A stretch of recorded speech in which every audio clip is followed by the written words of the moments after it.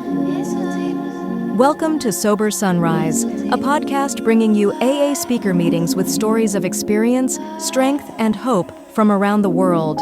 We bring you several new speakers weekly, so be sure to subscribe. We hope to always remain an ad-free podcast, so if you'd like to help us remain self-supporting, please visit our website at sober-sunrise.com. Whether you join us in the morning or at night, there's nothing better than a sober sunrise. We hope that you enjoy today's speaker. And if you don't like anything I say up here today, I am Blind Dave. Feel free. You can stick your tongue out at me. You can flip me the bird. So y'all have a good time at my expense. In fact, I used to tell people, I said, I always had a feeling that someday they were on cue, they were going to signal each other and get up and tiptoe out. Just leave me here, okay. So I'm Blind Dave, and my sobriety date is July 9th, 1998. So this past summer I got 10 years. And it has been a wonderful 10 years, I want you to know that. And this past year has probably been the best year of it all. But I want you to know that this past year has also been the most tragic year of my life. But in the midst of that tragedy, I've discovered God in deeper waters than I've ever found Him before. You know, I got to looking back at my journal. I keep a gratitude journal. I hope some of y'all have learned the value of that. Keep a gratitude journal. It's wonderful. But I got to looking back at my gratitude journal one time at all my God experiences. I like to keep a record of those things, you know.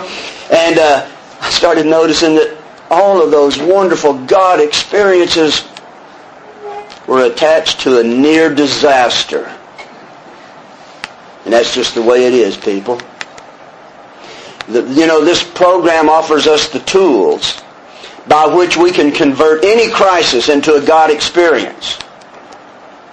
And this past year has been no exception. It's been an amazing year. And I want to share a little bit about that tonight, talk a little bit to you. I'm going to start off reading from Bill's story in chapter 1. He said, my weary and despairing wife, this is when Bill checked into the hospital for the, third or fourth time. He said, my weary and despairing wife was informed that it would all end with heart failure during delirium tremens. Or I would develop a wet brain. Perhaps within a year, she would soon have to give me over to the undertaker of the asylum. They did not need to tell me. I knew and almost welcomed the idea. It was a devastating blow to my pride. I, who had thought so well of myself, of my abilities, of my capacity to surmount obstacles. I was cornered at last. Now I was to plunge into the dark, joining that endless procession of drunks that had gone on before me. I thought of my poor wife. What would I not give to make amends? But that was over now. Quicksand stretched around me in all directions. I had been overcome. I had met my match. Alcohol was my master. Trembling, I stepped from the hospital, a broken man. Fear sobered me for a bit. Then came the insidious insanity of the first drink, and on Armistice Day, 1934, I was off again. Everyone became resigned to the certainty that I'd have to be shut up somewhere, or I was going to stumble along to a miserable end. How dark it is before the dawn. In reality, that was the beginning of my last drunk. I was soon to be catapulted into what I like to call a fourth dimension of existence. I was to know happiness, peace, and usefulness, and a way of life that is incredibly more wonderful as time passes. What a turnaround. Plunging into the dark, an endless procession of thoughts in the dark, into an incredible way of living that grows incredibly more wonderful as time passes. And I want to talk to you all a little bit about that tonight. Beyond sobriety. Beyond sobriety? There's something beyond sobriety? Of course there is. The big book says we feel that elimination of our drinking is but a beginning. A much more important demonstration of our principles, of our way of life, lies before us in our respective homes, occupations, and affairs. You say, well, I thought sobriety was, the pot of gold at the end of the rainbow. No, sobriety is the pot of gold at the beginning of the rainbow. A much more important demonstration is our God experiences after sobriety, along the way. Fred said that in chapter 3. He said quite as important was the discovery that these spiritual principles would solve all my problems. All my problems. These spiritual principles will convert any problem into a God experience. What a program it is. Page 51 of the big book, it says, when so many people are able to say that the consciousness of the presence of God is today the most important fact of their lives, they present a powerful reason why one should have faith. Notice he did not say that these people said the most important thing in their life today is not to take a drink. That is important. But it said that the most important fact of their lives today is the consciousness of the presence of God. I feel I have become one of those.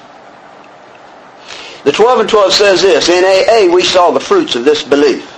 Men and women spared from alcohol's final catastrophe. We saw them meet and transcend all their pains and trials.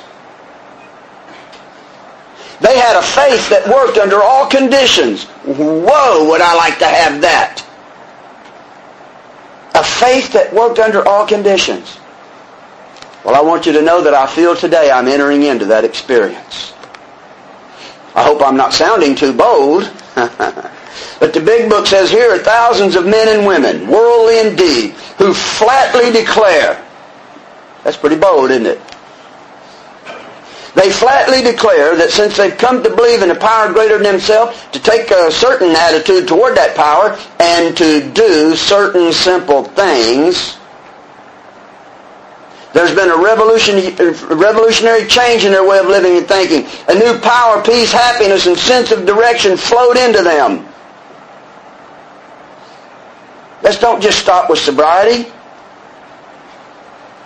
Let's learn how to apply these certain simple things to all aspects of our life and watch the power of God and the consciousness of God guide us into the God experience through all our pains and trials. It says they had a faith that worked under all conditions.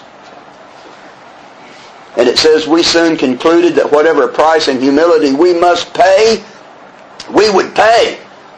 When the big book says if you want what we have and are willing to go to any lengths to get it, that's what it's talking about.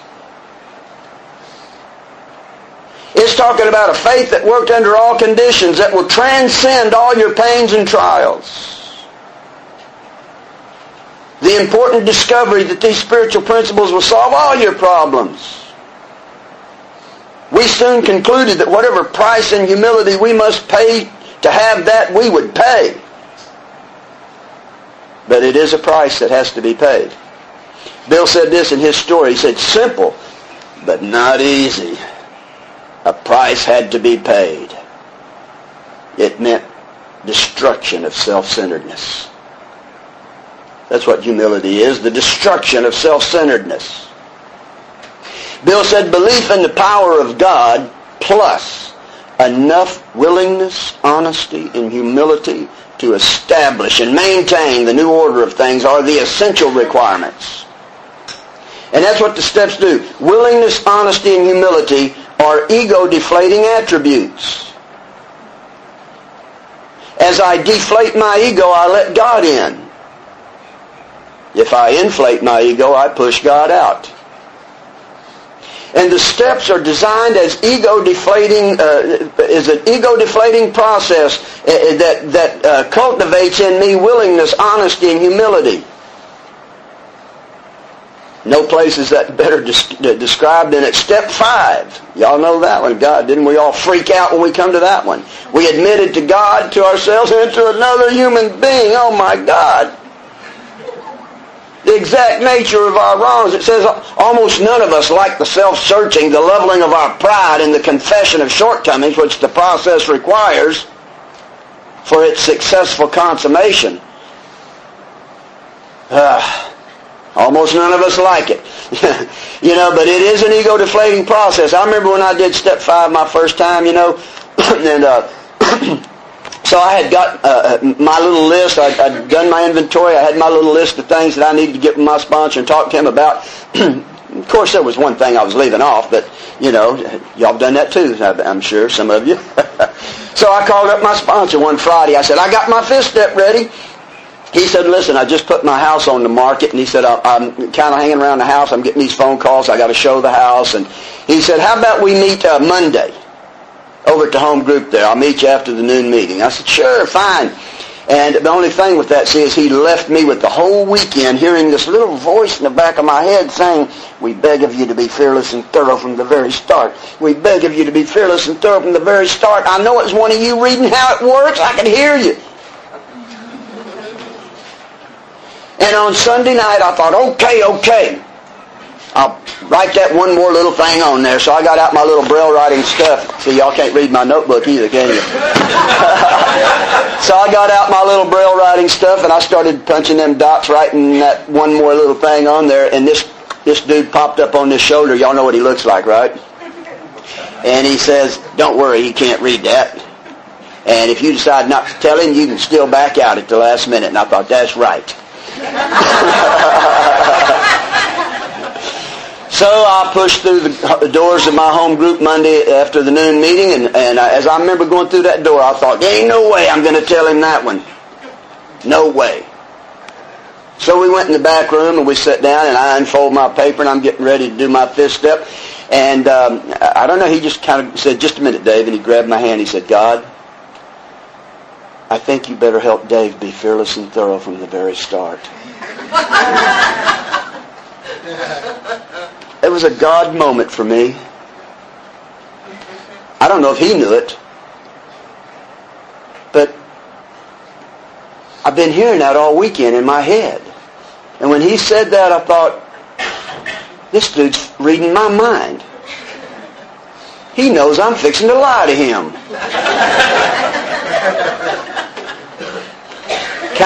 I kind of was scared to hide it, And I got to the end of that list, and I hung there for a moment, and he waited.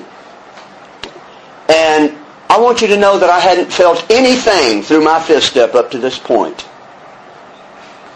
And I hung there for a moment, and then I puked out that last thing. And when I did, I tell people, I said, I feel like I had up to that point been living my life in this kind of a dark gray bubble. And when I puked out that last thing, that bubble popped. And I was in the sunlight of the Spirit like I'd never been before. It was an inrush of the sunlight of the Spirit, a conscious contact with God. It was overwhelming. It almost took my breath away. I've talked to a lot of people. Every now and then I'll find somebody that says, yeah, it happened like that for me too, but not most. But I can tell you this, that nearly everybody who's fearless and thorough from the very start on their 5th step will tell you that at least, if not instantly, at least over the next couple of weeks or the next month or so, that the lights drastically come up. We start really gaining this conscious contact with God. And the promises after that 5th step says we begin to feel the nearness of our Creator. We feel we are walking hand in hand with the Spirit of the universe. That's what step 5 does. And then you move on, to get on through them steps, and you come to step 9, and oh God, here's another freak out. Oh God, you talk about the deflating that ego, cultivating the willingness, honesty, and humility to do step 9 is even worse than step 5, if you want to tell the truth. I can do step 5 in an hour. It takes me months, maybe years of sustaining and trying to keep that willingness, honesty, and humility to get through all of step 9. And because of that fact, and because of the ego deflation process that's taken place through all them months of step 9, my experience with God is even growing. Did you know on page 79, right there in the middle of step 9, it says, although these reparations take innumerable forms, there are some general principles which we find guiding. Did you know the first mention of beginning to develop this ability to receive guidance from God is in step 9? Reminding ourselves that we've decided to go to any lengths to find a spiritual experience, we ask that we be given strength and direction to do the right thing, no matter what the personal consequences might be. We may lose our position, our reputation, or face jail. Oh my God. But we are willing. We have to be. And if you can be that willing, and if you can go and be that humble, and sit down face to face and be that honest, I want you to know that your God experience is going to grow through this step 9, and you're going to come out the other end of that, particularly if you ask God for guidance and strength and all them things. Help me, what should I say? You know, you can louse up an amends, you know that? But if you'll prayerfully prepare yourself and ask God for guidance and go out there and let God get involved in it with you, you'll be amazed before you're halfway through, it says. It becomes a God experience. And the promises after step 9 say if we are painstaking about this phase of our development, it says we will intuitively know how to handle situations which used to baffle us. This is the first mention of intuition. I'm beginning to develop this ability to have the voice, to get familiar with that guiding voice of intuition is through the process of step 9. And that's a powerful part of our program. Don't miss it. I tell my sponsors, I say, I know you've got a mountain of amends to have to climb, my God.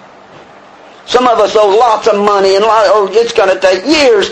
And, you know, it looks like a mountain of amends you're going to have to climb. And I say, but if you'll let God get involved in that with you, and you ask God for guidance and strength to do it, and I said, you're going to be climbing the mountain of God. And my life has been that way ever since. It's the near disasters where I have the biggest God experiences. And this thought brings us to step 10, which suggests that we continue to take personal inventory and continue to set right any new mistakes as we go along. Keep that ego-deflating process working for you. We vigorously commenced this way of living as we cleaned up the past. We have entered the world of the Spirit. Whoa, what does that mean? You know, the first time I read that, I just kind of blew right past it. But I'll tell you when it started to mean something to me. I was at the point in my program where I felt like I was about ready to start sponsoring or working with somebody. I'd learned to share in meetings, and I was starting to get some people say, I liked what you shared. That was cool. Feels good. And I remember one morning I asked God, I said, God, I want somebody to work with in my little morning meditations. And I went off to the early morning meeting, the 8:30 meeting. And sure enough, after the meeting, this guy came up to me and said, I liked what you shared. He said, I was wondering if I could get your phone number. And I said, sure. Here, I gave him the number. He said, I also have a drug problem. He says, I'm trying to kick heroin. He said, I might need to give you a call. And I said, sure, great, here's my number. And I went home saying, whoa, yay, God answered my prayer. I got somebody to work with, real cool. Now, my wife had told me the night before that her sister was going to come over that day to bring us some homemade egg rolls. Now, see, her sister is a hypochondriac. And she has a medicine cabinet of all kind of pills that I like. And so I used to talk to her about my back all the time, y'all know. And so she used to keep me with pills. And I guess I hadn't told her I was in recovery yet. So sure enough, I get home from the meeting, I lay down to take a little nap, and I hear a knock on the door. I said, oh yeah, I forgot she was coming. I went to the door, and it was her sister. She comes in, and we walk to the refrigerator. She hands me a pan of these homemade egg rolls. Says, here you go. And she put it in my hand. I set that in the refrigerator. She said, here's something else. I put out my hand. She handed me a bowl or a tray with tin foil over it, and I put that in the refrigerator. And she said, here, hold out your hands. And I held out my hands, and she poured a pile of Vicodin in my hand. And my heart jumped into my throat and was just pounding. She said, that ought to hold you for a while. I thought it'll hold me till you get out the door. A nice handful, one good dose. Oh, God, and she went out the door, and I am fighting with my hand. I want you to know, oh, God, yes, no, take them, no. Oh, God, it was a bad, bad day. And I'm pacing the floor, and I think, okay, put them in the drawer, And try to lay down and take your nap. I put them in the drawer, can you go to sleep? Not when they're talking to you from the drawer that loud. So I got back up, and I got them out of the drawer, and I'm walking back and forth saying, take them, no. And then Norma came home from work, and she goes in the back room to change clothes, and I thought, go tell Norma. So I'm running down the hall, and this guy pops up again. And he says, hold it here, don't be too drastic. Here, let's talk this over. He usually wins them talks, doesn't he? And he was winning that one. And I thought, hell with it. I mean, it was ripping me in half. And I thought, hell with it. I'm just going to take them. And so I'm turning around. I'm going back down the hallway through the kitchen door. I'm going to go get the water jug and swallow this handful of pills. And my phone is right by the kitchen door. And right as I'm going through the kitchen door, it went bring. I want you to know if I'd have been a step past it, I would not have turned around and come back. I would have said, Norma, get the phone. If I'd been a step two before it where I'd had time to think, I wouldn't have answered that. I said, Norma, get the phone. But it rang right as I was passing right by it, and I didn't even think at all. It just went ring, and I grabbed it and said, hello? And this guy said, Dave, I'm about to go use, man. He said, talk me out of it.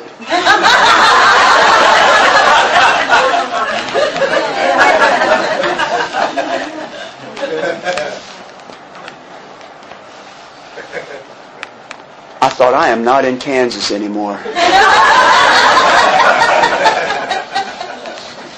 It says we have entered the world of the Spirit, and that day I got a phone call from God. Precise to the second when I needed it. I want y'all to know there is a God factor in this equation. And waking up to the reality of that is an awesome experience. I went out to a treatment center one day. I'd been going out there quite a bit, and one day I walked in, and this guy said, Dave, I'm having trouble contacting my higher power. And I said, well, it's not your job to contact your higher power. He said, it's not? I said, no. Your job is to work the steps. And I said, and these house cleaning steps that we call this, steps 4 through 9, I say, be fearless and thorough from the very start. I said, you do a good job on them steps and clean up, I said, and remove the things that block you from this experience. I said, if you do a good job on those steps, he'll contact you. And there was a guy sitting there, kind of a smarty. He said, what if I don't believe in God? And I said, you will then. You will then. So we continue to watch for selfishness, dishonesty, resentment, and fear. And when these crop up, we ask God at once to remove them. We keep this process. I've got to keep this ego thing deflated so that the God factor can be working in my life. The most important fact of my life today. So we ask God at once to remove them. We discuss them with someone immediately. Make amends quickly if we've harmed anyone. Then we resolutely turn our thoughts to someone we can help. It does not say casually turn your thoughts to someone you can help. The big book says if an alcoholic failed to perfect and enlarge his spiritual life through work and self-sacrifice for others, that is not casually. That means that I'm going to do this on some days when I don't feel like it. I'm going to do this on some days when I think I've got something else more important I'd rather be doing. There's got to be some sacrifice in here somewhere. Resolutely turn your thoughts to someone you can help. I remember when my sponsor said he was signing up people to go out to the treatment center, and he said, Dave, I'm supposed to sign up people to go to speak at Detox. He said, I've got 2 dates here. Which one do you want? And I said, I don't want either one of them. He said, well, then I'll just put you down for this one. So I went and did that and kind of ground through it. We didn't do a very good job. I came out and he said, good, I'm going to have you go back next week. And I thought, oh, God. So I went the next week, and when I came home, he says, Dave, I'm real proud of you. I loved my sponsor. He always made me feel a foot taller than I was. He made me want to do it for him. He said, I'm real proud of you, Dave. He said, you know what? He said, I think I'm just going to put you down to go once a month. I thought, hell, I better go get my big book and start getting some stuff here to carry a message from the book. The message is in the book, y'all.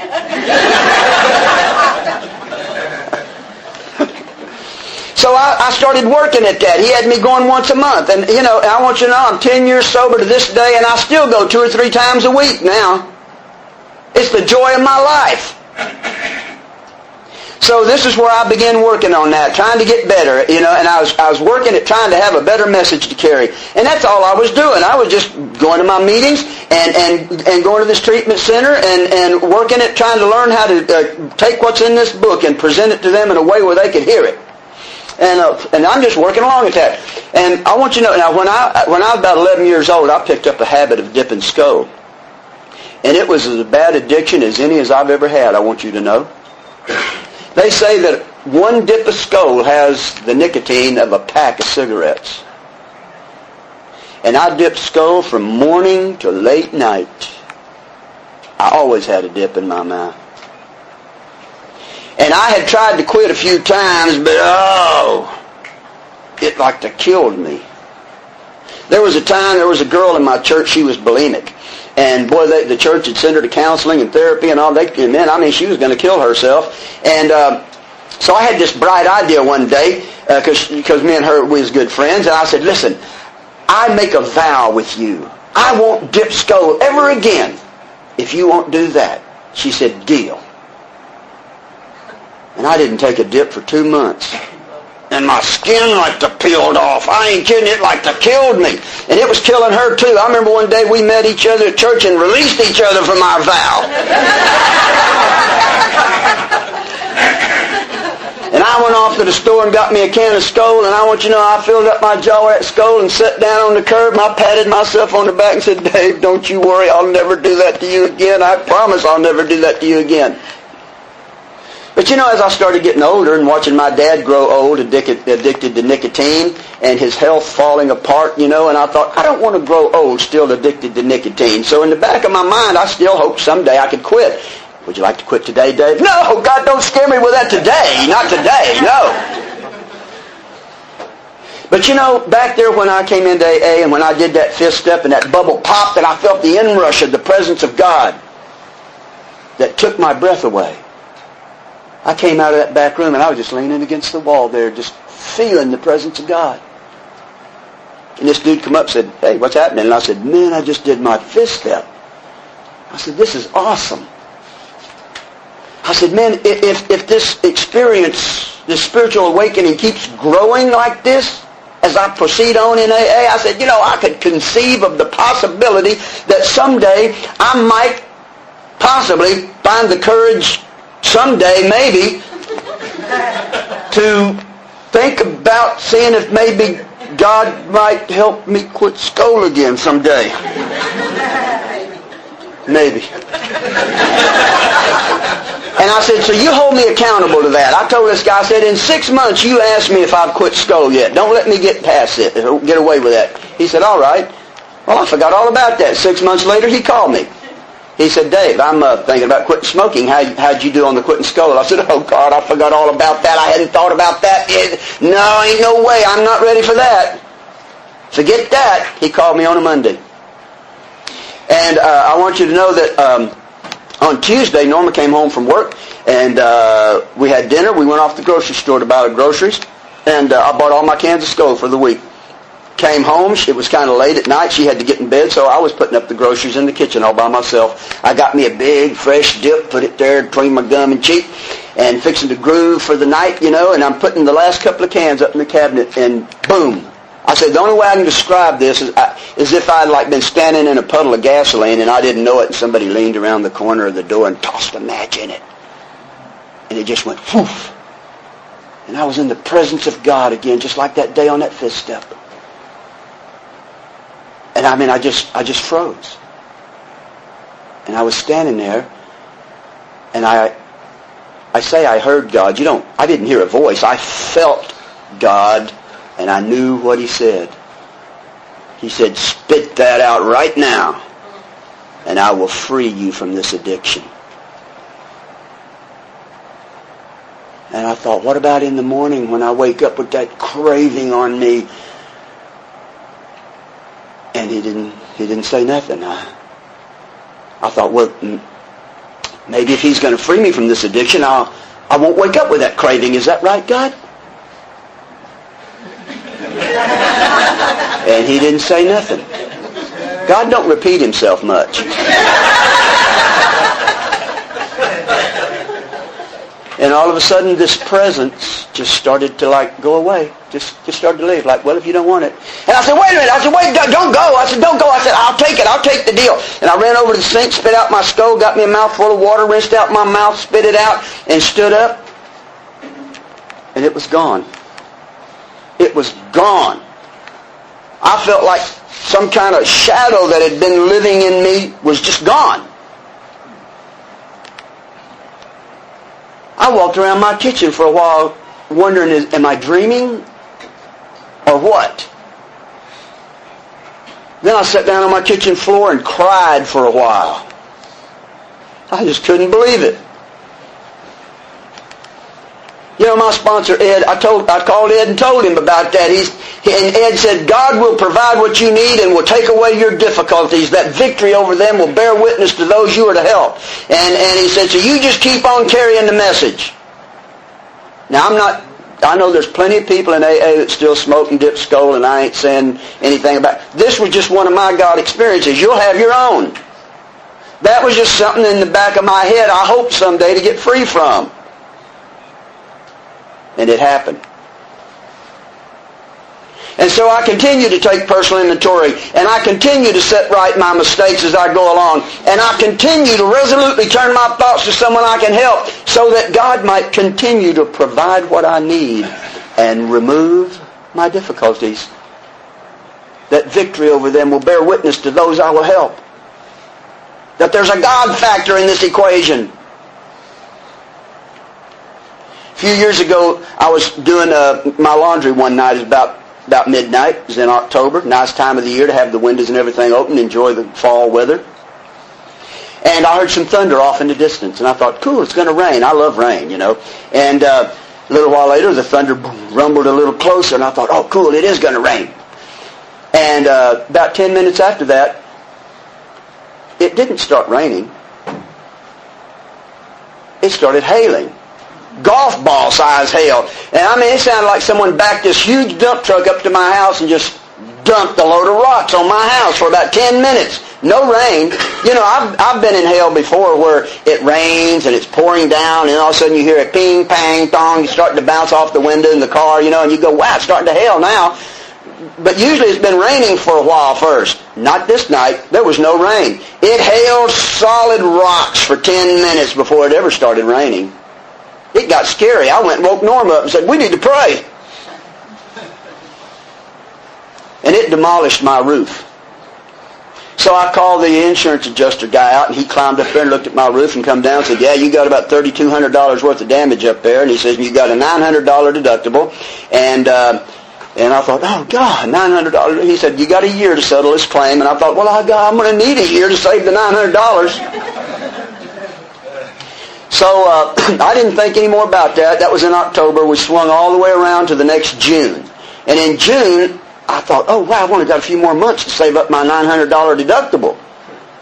So I called a roofer guy out there to come out and look at my roof and give me a bid on what he was going to charge me to fix it. And he climbed up there and he come down and he said, you better be about $5,000. I said, $5,000? That insurance adjuster told me $3,200. And he said, well, he must not have looked very good. He said, you got 2 roofs up there. And he said, and whoever did that last work didn't do it right, and water's leaked all under there. And he said, and your decking is rotten. And he said, and the 2x4s that jut out past the wall are rotten all the way around your house. And the fascia is rotten all the way around the house. He said, I've got to pull both them roofs and all that off before I can ever even start putting a new roof up there. He said, and that's not hail damage. Your insurance isn't going to cover that at all. Oh, God. Oh, man. I was getting scared now. And then Norma walked in and said, hey, guess what?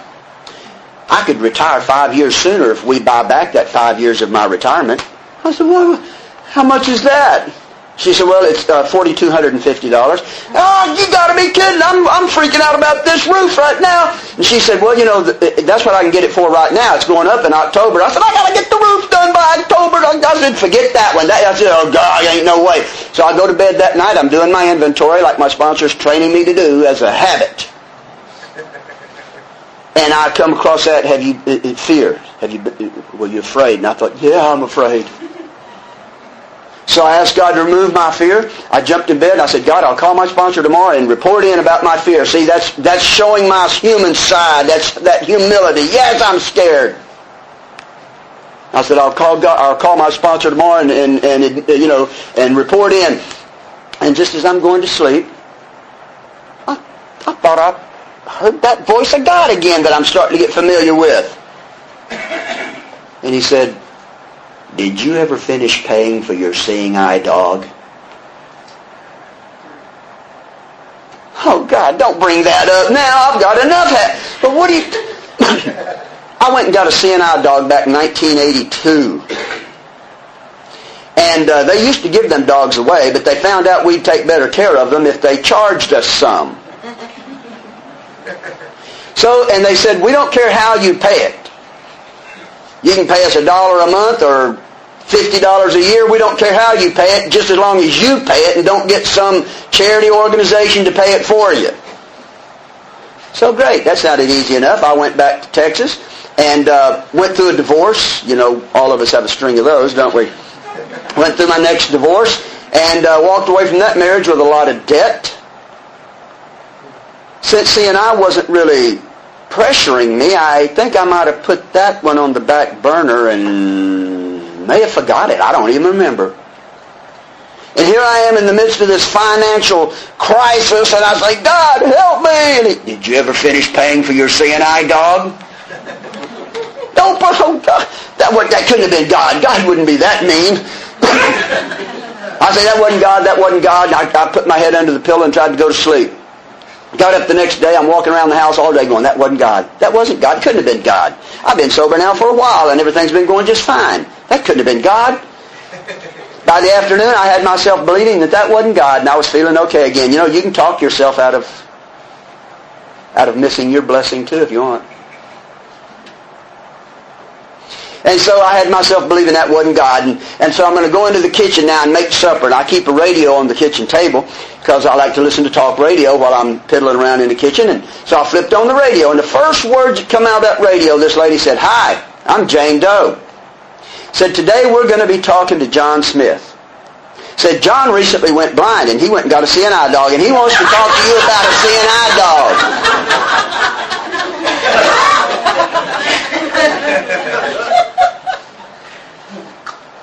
There's a God factor in this equation. We are not in Kansas anymore. We have entered the world of the Spirit. And I turned off the radio and I looked up at God and I said, "God, I just can't afford to pay that right now." And boom, it came back at me. He said, "You can't afford not to." How do I bring God into this equation? By continuing to set right any new mistakes, by continuing to take personal inventory, by continuing to make amends and pay what I owe. And God brought this one up, and if I want God to stay in the game, I better do what He said. I said, "You can't afford not to. You're in a crisis. You want to handle this one by yourself?" "No, sir." "Then you can't afford not to make these amends. Don't bog down in your amends." So I called C&I. I said, "I think I may owe y'all some money. I don't remember." They said, "When?" I said, 1982. He said, "My God, I don't know if we have records back that far." He said, "I'll have to call you in a few days." So he called me in a few days. He said, "Yes, sir, Mr. Archibald." He said, "You still owe us $35. Oh, great. Oh, I thought it was going to be the whole thing. I couldn't remember. You know, I was so glad. And me and Norma wrote a $35 check and put it in the mail. I said, "God, you sure made a big fuss out of $35.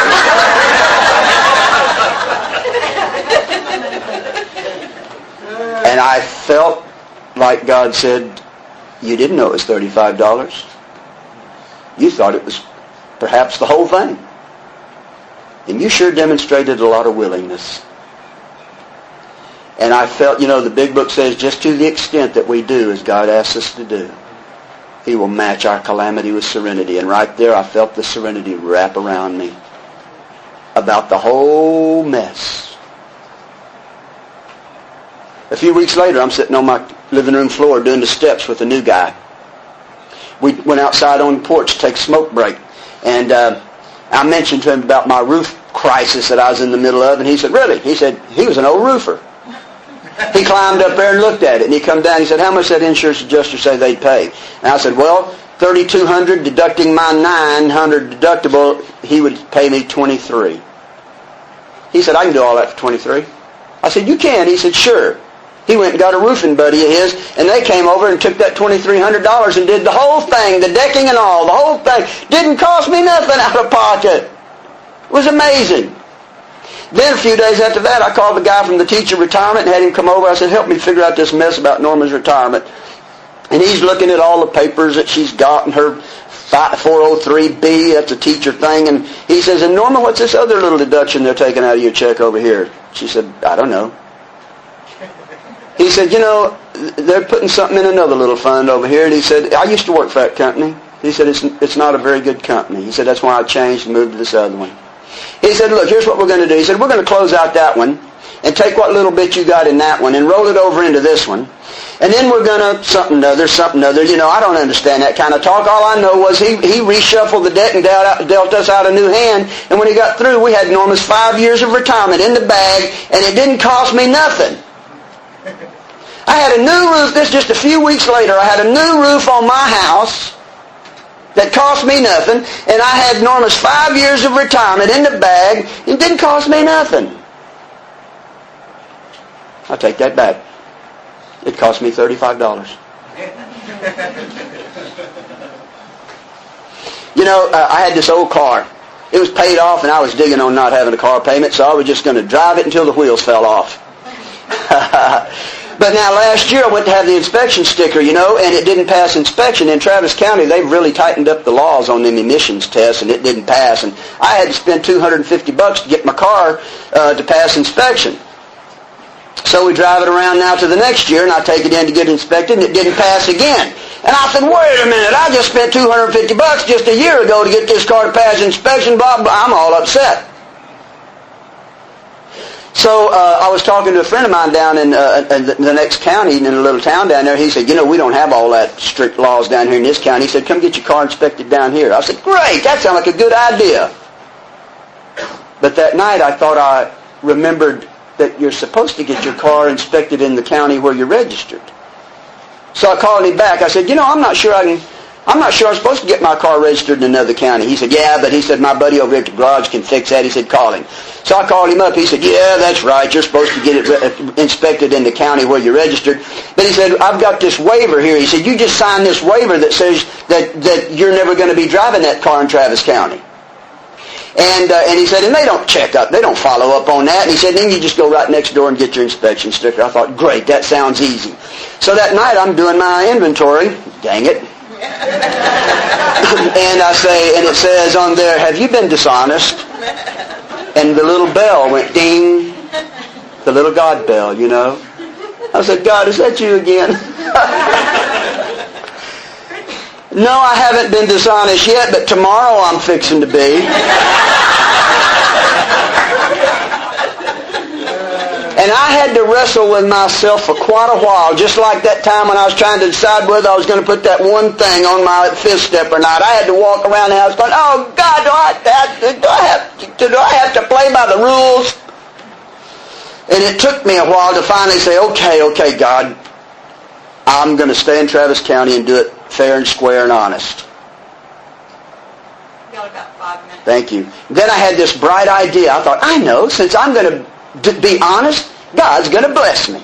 And somehow they're going to figure out how to fix that car, and it's not going to cost me $250. I'll bet that's what's going to happen.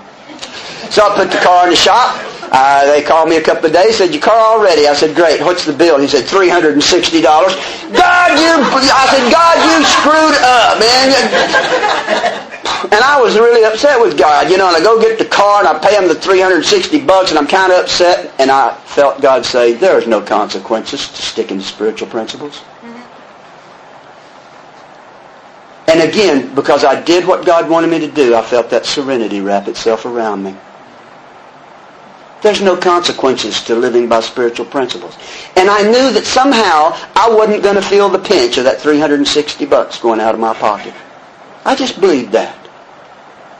And we drove that old car about 2 more months, and then one day we didn't watch the temperature gauge close enough, and we ran out of water, and we blew the heads.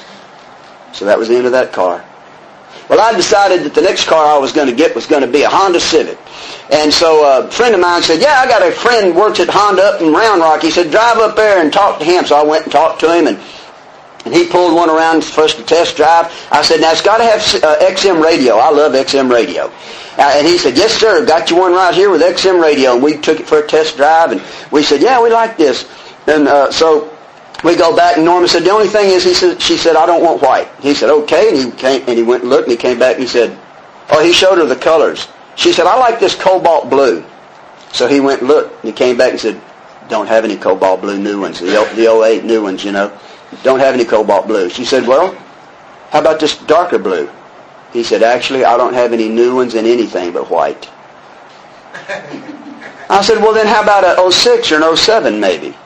He said, I don't have any used cars. He said, just a minute though. He said, I've got a computer hooked up to all the dealerships in Texas. I'll go find you one. And he come back a little while later. He said, there are no brand new cobalt blue Honda Civics in the state of Texas. He said, there's going to be a couple coming out of the factory in about 2 months if you can wait that long. I don't have a car now. So we're sitting there trying to talk ourselves into getting the white one.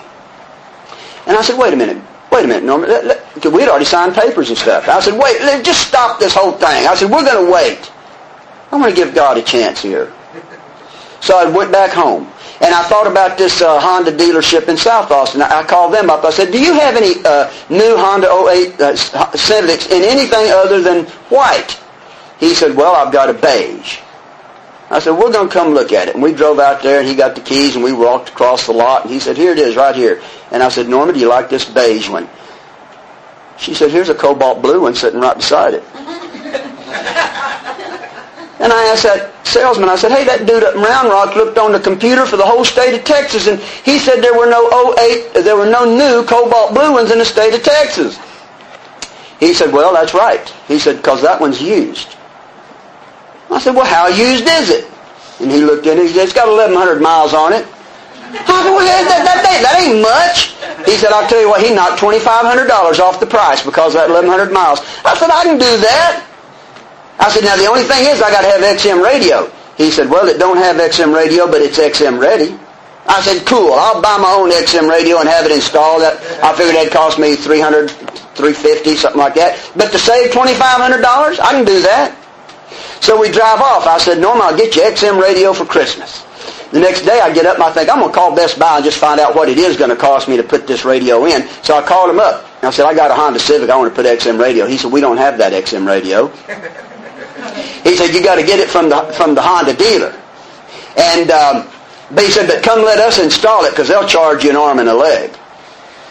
So I called the Honda dealer. I said, I want to order the XM radio for my Honda Civic LX. And he said, the LX you can't put he said, it's not XM ready.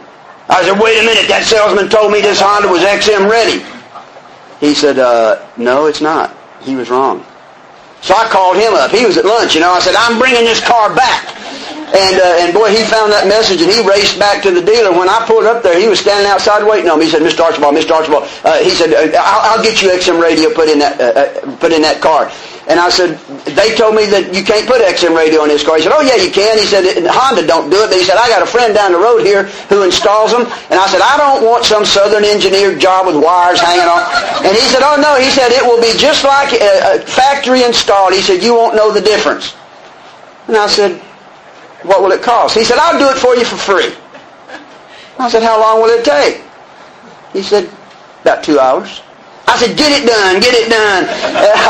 So 2 hours later, I'm driving out of the dealership with my cobalt blue '08 car that got $2,500 knocked off the price, got the XM radio installed for free, and I hear this voice say, see there's no consequences to sticking to spiritual principles. So I continue to take personal inventory daily. I continue to set right any new mistakes as they come up. I continue to resolutely turn my thoughts to who I can help in this program. Because the consciousness of the presence of God is today the most important fact in my life. God bless you. Thank you for listening to Sober Sunrise. If you enjoyed today's episode, please give it a thumbs up as it will help share the message. Until next time, have a great day.